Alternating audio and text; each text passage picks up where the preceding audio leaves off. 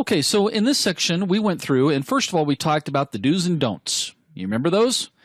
You do promise to learn the tools. You promise that you will not, you don't use these on your production environment nor against me. I will hunt you down. We also went through and talked about the different clients that we'll go through and create. We've got some modules, some additional modules coming up that'll show you how to install those one at a time in case you don't know how to do that.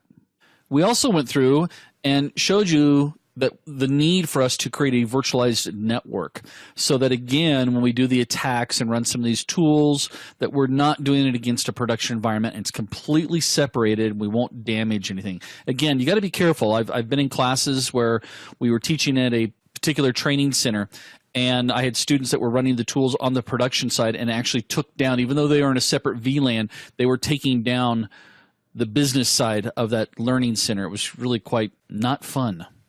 We then took you into how to set up the host machine using the Microsoft's virtualization solution called Hyper-V. And again, you can use any virtualization that you want, so long as you achieve the same objective, and that is getting your clients so they communicate with each other, but not on the production side.